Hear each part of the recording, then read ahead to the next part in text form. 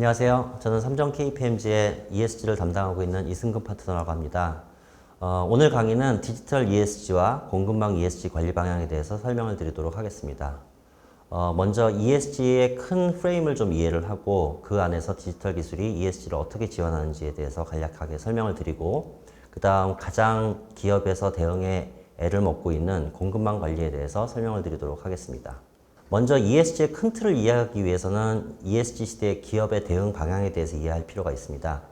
지금까지 해왔던 ESG의 시대를 1.0 시대라고 본다면 지금까지는 ESG의 전략 방향 또는 목표를 설정하고 관리 체계를 수립하는 데 중점을 두었다면 이제부터 시작되는 ESG 2.0 시대 또는 ESG 뉴 노멀 시대라고 하는데 이제부터는 ESG의 정보 공시가 강화되기 때문에 그에 관련된 의무적인 대응 그리고 실질적으로 ESG 비즈니스 기회를 창출하는 관점의 노력들이 필요한 시대가 되었습니다. 따라서 단순한 정보 공시 대응뿐만이 아니라 ESG 관점의 비즈니스 기회를 창출하는 것도 병행해야 될 일인데요. 좀 더 큰 틀에서 이를 바라보고 이해할 필요가 있습니다. ESG의 프레임워크를 크게 세 덩어리로 보면 맨 처음에는 전략 덩어리, 그 다음에 이를 지원하고 가시성을 확보하기 위한 시스템의 지원 영역, 그리고 ESG에 관련된 지표를 개선하기 위한 실질적인 펑션의 영역으로 이해를 할 수 있을 것 같습니다. 지금까지 진행해왔던 ESG 1.0 시대는 전략적인 수립, 그리고 이 전략 수립을 이행하기 위한 거버넌스의 체계 확보, 그리고 관련된 ESG의 타겟과 리스크 관리하는 것에 중점을 두었다면 요즘에 가장 화두가 되고 있는 것은 유럽이나 아니면 미국의 ESG 규제에 어떻게 대응할 것이냐 하는 공시 대응 또 관련된 데이터를 어떻게 확보할 것이냐 하는 ESG 데이터 허브를 개발하는 일에 많은 관심들을 가지고 있습니다. 그리고 지금 당장은 아니더라도 ESG의 실질적인 지표 개선을 위해서는 현장에서의 혁신이 필요한데 지금껏 또는 앞으로 진행해야 될 현장의 디지털 트랜스포메이션과 굉장히 많은 연관이 있다고 예상을 하고 있습니다. ESG 정보 공시의 뉴 노멀 시대에 대응하기 위해서 왜 시스템이 필요한가를 간단하게 설명드리면 지금까지 ESG의 아젠다는 매뉴얼로 대응 가능한 수준에 있었습니다. 지속가능 보고서를 작성하거나 아니면 목표 KPI를 정의하거나 탄소 배출량을 산출하는 등의 ESG 업무들은 매뉴얼 작업을 통해서 얼마든지 지원 가능할 수 있었으나 앞으로 더욱 강화되는 규제에 대한 대응, 나아가서 ESG의 비즈니스 기회를 창출하기 위한 여러 가지 업무의 개발 영역에 대해서는 시스템 지원이 필수라고 판단이 되고 있습니다. 그 중에서 가장 가깝게 우리의 화두는 ESG 데이터와 공시를 어떻게 대응할 것인가에 대한 이야기일 것입니다. 실질적으로 각 기업에서 ESG의 공시 대응을 담당하고 있는 ESG 담당자들은 표준과 공시 대응의 관점에서 보고서 작성하는 데 있어서의 내용 정의 그리고 관련된 데이터를 취합하는 데 매우 어려움을 겪고 있습니다. 또한 각 관련 부서에서 데이터를 제공하는 사람들은 데이터를 확보하는 관점에서 비표준으로 산지되어 있는 데이터를 표준을 정의하고 데이터를 확보하는 데 있어서 매우 어려움을 겪고 있고 이를 통한 의사결정의 상황이 있어서도 의사결정자들은 데이터 기반으로 ESG에 관련된 의사결정을 하는데 어려움을 많이 겪고 있습니다. 또한 이러한 이 공시보고서를 받아보는 규제기관 또는 투자기관들은 각 기업이 제시하는 공시자료에 대해서 신뢰성에 대한 의문을 갖거나 그 적성성을 판단하는 데 매우 어려움을 겪고 있습니다. 따라서 이런 것들을 해결하기 위해서 가장 중요한 것은 먼저 글로벌 이니셔티브들이 제시하고 있는 표준 지표셋을 개발하고 이 지표셋을 설명할 수 있는 데이터를 연계하는 시스템적인 지원이 필요하다고 생각됩니다. 데이터를 단순히 확보하는 것뿐만이 아니라 중요한 것은 이 보고서를 어떤 거버넌스 하에서 작성을 하였고 데이터의 신뢰성을 누가 어떤 체계 하에서 확보할 수 있느냐에 대한 증빙을 하는 것이 굉장히 중요하고 이를 증빙하기 위해서는 시스템 기반의 거버넌스를 지원하는 기능들이 있어야 된다고 생각을 하고 있습니다. 따라서 ESG 시스템은 단순히 ESG 보고서를 작성하는 데 있어서의 편의성을 제공한다는 관점으로 이해하기보다는 우리 데이터가 얼마나 신뢰성이 있고 우리의 공시가 얼마나 합리적인 관점에서 작성되고 관리되고 있는지를 증빙하는 것이 그 본질의 목표라고 생각이 되고 이렇게 모여진 데이터 풀을 공통의 데이터 풀을 활용해서 우리의 공시뿐만 아니라 ESG에 관련된 리스크의 관리 또 나아가서는 ESG에 관련된 혁신활동의 실질적 성과를 모니터링하고 개선을 가이드하는 바탕으로 쓰일 수 있다고 생각을 합니다. 지금 많은 기업들이 ESG 시스템 도입에 대해서 고민을 하고 있는데 지금 당장은 저 데이터 풀에 관련돼서 매뉴얼리 엑셀 데이터들을 업로드하는 수준으로 관리하고 있지만 앞으로는 이 ESG에 관련된 데이터를 원천 소스 시스템에서부터 직접 연결하여서 관리할 수 있는 체계로 나아가는 것이 그 올바른 방향성이라고 판단을 하고 있습니다. 그럼 이 중에서 현장 작업자들이 가장 애로사항이 많은 공급망 관리에 대해서 좀 더 상세하게 알아보도록 하겠습니다. 먼저 공급망 관리의 내용을 이해하기 위해서는 규제와 대응 트렌드에 대해서 이해를 할 필요가 있습니다. 2015년 전까지만 해도 ESG에 관련된 가이드들은 법적 구속력도 없고 기업이 자발적으로 참여하는 유도를 이끌어내는 데 있었습니다. 하지만 그 이후에 발생되는 많은 국제기관의 가이드라인들이 ESG 공급망 관리의 의무를 법제화하고 있고 향후에는 규제의 범위가 확대되고 더욱 구체화될 것이라고 예상을 하고 있습니다. 공급망 관리의 규제의 관점에서 보면 당사뿐만 아니라 당사와 비즈니스를 함께하고 있는 전 공급망에 연결된 협력업체의 인권, 환경에 대한 침해 요소를 관리하는 것을 골자로 하고 있고 이를 가이드에 맞춰서 실제로 이행하고 있는지에 대한 공급망 실사 지침을 보면 공급망 내에 있는 모든 기업이 ESG 리스크를 진단, 실사하고 관련된 내용을 공시하도록 의무화하는 것이 그 방향성의 특징이라고 볼 수 있겠습니다. 몇 가지 중요한 실사 지침이나 가이드를 살펴보면 우리나라의 많은 수출 기업들이 고민하는 것이 EU 지속 가능성 실사 지침에 관한 내용입니다. 당장은 EU 내의 기업들이라고 생각할 수 있겠지만 국내 수출 기업의 상당한 이 업체들이 이 가이드를 따르는 것을 고민하고 있는 현실입니다. 그 내용으로 보면 실사 지침 안에는 기업 정책 전반에 대한 실사를 내재화하고 실질적 그리고 잠재적 영향을 식별하는 것이 그 중요한 내용이라고 볼 수 있겠습니다. 실질적, 잠재적, 부정적 영향 식별의 가장 큰 축은 인권과 환경입니다. 인권과 환경의 개선 노력을 얼마나 했는지 그리고 그와 관련된 내용들을 공개하는 것이 EU 지속가능성 실사 지침의 가장 큰 골자라고 이야기가 되고 있습니다. EU 지속가능성 실사 지침을 바탕으로 각 개별 국가에서는 공급망 실사법을 제정하고 발표하고 있는데요. 가장 대표적으로 독일 공급망 실사법을 예를 들 수가 있겠습니다. 독일의 공급망 실사법에서는 크게 인권과 환경에 관련된 가이드라인을 제시하고 있는데 그 내용 자체는 EU의 공급망 가이드라인과 다르지 않지만 중요한 것은 국가 레벨에서 법을 제정했다는 관점에서 페널티를 부과하고 있다는 것입니다. 그래서 위반할 때의 과태료가 연매출 4억 유로 초과 기업의 경우에는 매출 최대의 2%. 그런데 더 중요한 것은 이렇게 해서 페널티를 받는 기업에 대해서는 최장 3년간 공공조달을 배제한다는 기업의 비즈니스 지속 가능성을 저해할 수 있는 큰 요소로 작용을 한다는 것입니다. 우리나라에서도 공급망 대응의 가이드라인을 KESG 가이드라인이라고 해서 발표를 하고 있습니다. 우리나라가 다른 나라의 이 공급망 관리와 관련된 가이드라인이 좀 차별화되는 내용들은 페널티를 부과한다기보다는 ESG의 역량이 부족한 수출 중소 중견기업에 대한 명확한 가이드를 제시하고 이들의 역량을 지원하기 위한 평가 요소들을 개발을 하고 있다는 것입니다.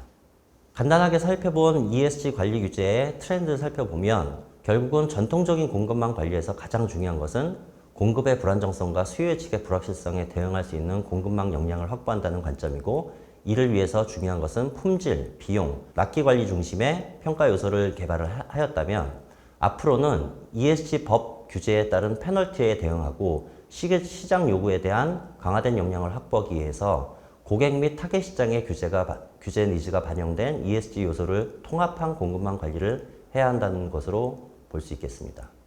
이를 ESG 공급망 관리의 범위의 확대의 관점에서 살펴본다면 앞으로는 우리의 협력사인 공급사 그리고 나아가서는 소비자의 서플라이 체인까지 고려하는 범위로 확대되어야 하고 공급망 ESG 관리의 요소는 좀 전에 설명드린 협력사의 재무 건전성, 제품, 품질, 조달 관점에서의 관리에서 확장되어 환경 규제나 노동력, 그 다음에 지역, 경영과 같은 ESG 관리 수준에 준하는 협력사 경영 전반의 ESG 관리로 확대된다고 볼 수 있겠습니다. 몇 가지 사례를 좀 살펴보면서 시사점을 설명드리도록 하겠습니다. 먼저 해외 선도 기업들은 전체 협력사 관리를 위해서 시스템과 제도적인 기반을 마련 중에 있습니다. 대표적으로 TSMC와 소니는 협력사 관리를 위해서 시스템을 도입을 하고 시스템 기반의 공급망 관리를 실행하면서 공급망 관리 역량을 고도화시키고 있습니다.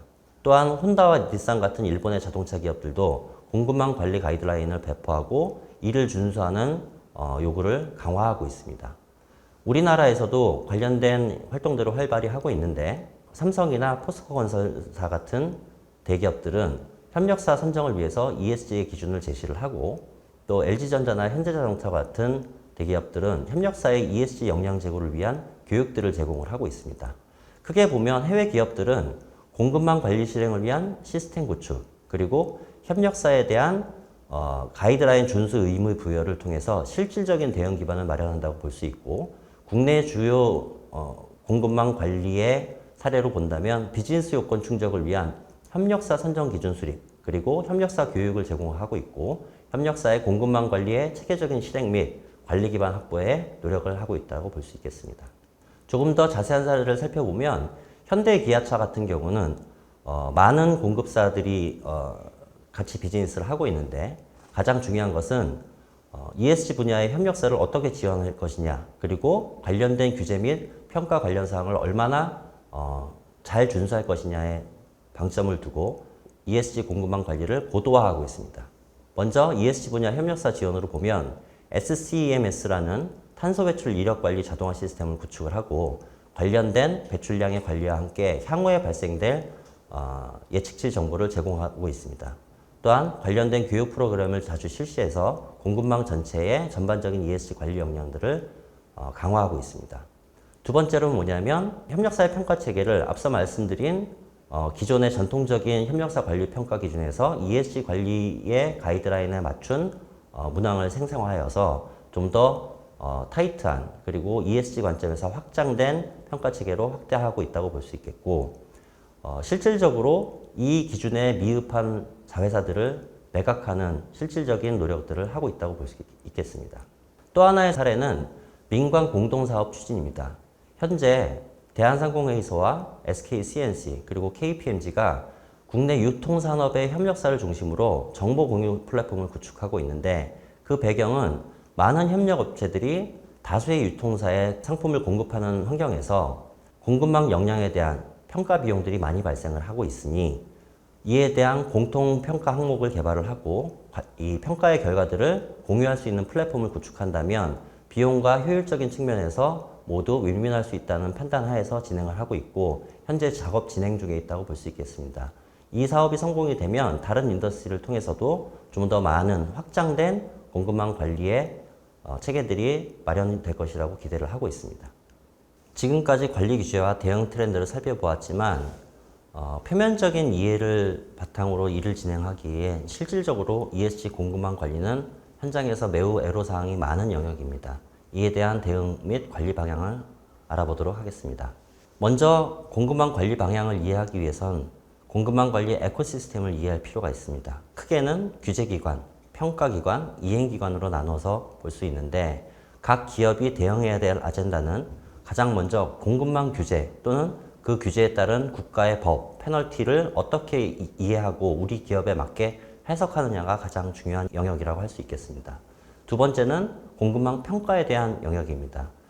현실적으로 이야기하면 우리 업체가 공급망 평가를 어떻게 하면 잘 받을 수 있을까에 대한 고민이라고 할 수 있겠습니다. 마지막으로는 실질적인 공급망 관리 및 개선인데 어떻게 하면 관련된 협력사들의 공급망 역량을 확보를 하고 실질적인 개선을 유도해낼 수 있을까가 핵심적인 대응 아젠다라고 볼 수 있겠습니다. 몇 가지 사례를 좀 살펴보면 ESG 공급망 관리의 정책은 굉장히 많이 있습니다. 크게는 국제기관이 가이드라인을 만들고 가이드라인에 따라서 각 국가들은 관련된 실사법들을 제정을 하고 있는데 글로벌 기업의 경우에는 2개 이상의 국가에 대한 상이한 법적 기준을 해석하고 대응해야 되는 어려움들이 있습니다.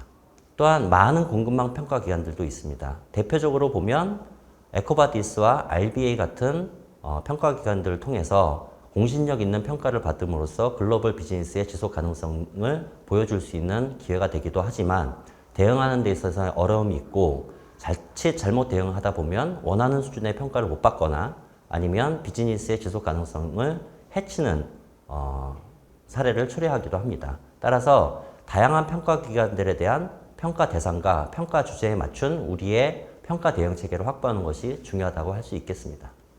그 중에 RBA와 에코바디스를 살펴볼 것인데 RBA는 사실 가장 타이트한 평가 기준 중에 하나입니다.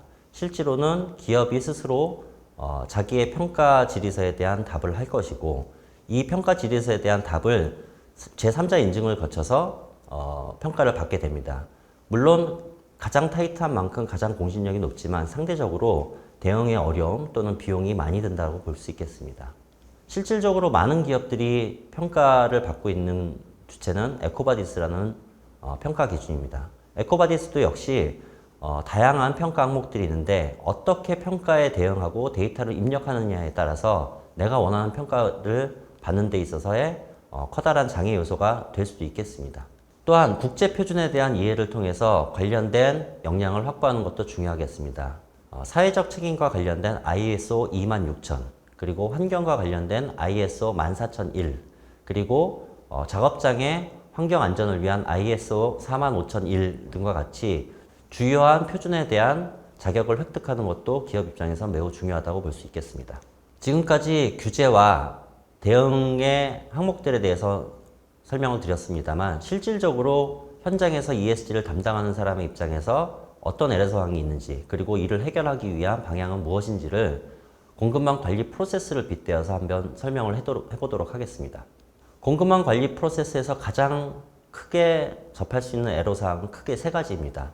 첫 번째는 대응 전략의 부재, 두 번째는 관리 개선을 위한 체계의 부재, 그리고 마지막으로 이를 진행하기 위한 조직적인 ESG 역량의 부재라고 볼 수 있겠습니다.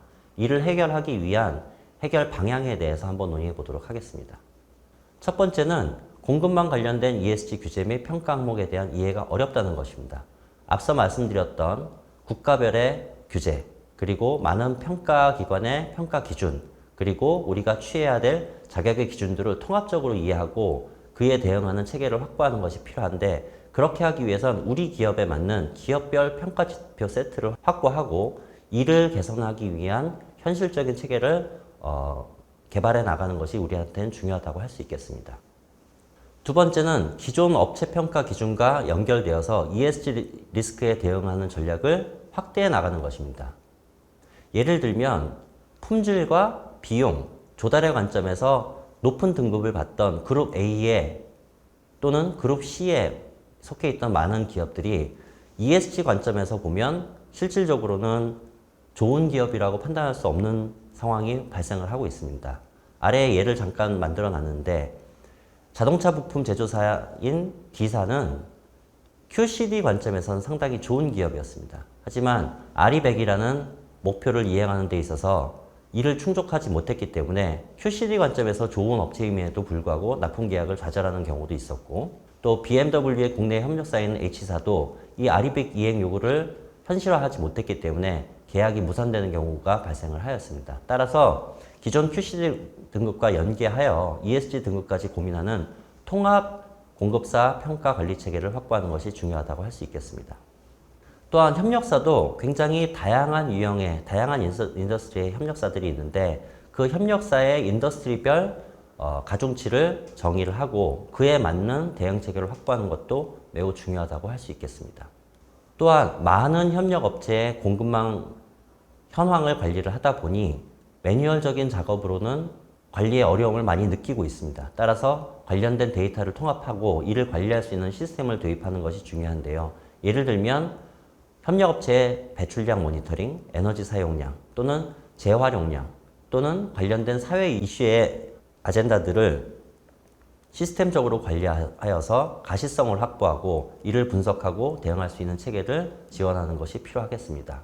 마지막으로는 역량이 부족한 협력사의 ESG 역량을 어떻게 끌어올릴 것인가에 대한 지원 프로그램의 확대입니다.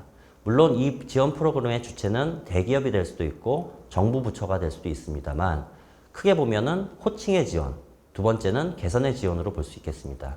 따라서 공급망 관리의 전반적인 역량은 개별 중견업체 또는 협력사들이 하는 것이 아니라 우리 산업 또는 국가가 전반적으로 같은 눈높이와 목소리로 대응의 방향을 고민하는 것이 맞다고 판단을 하고 있습니다.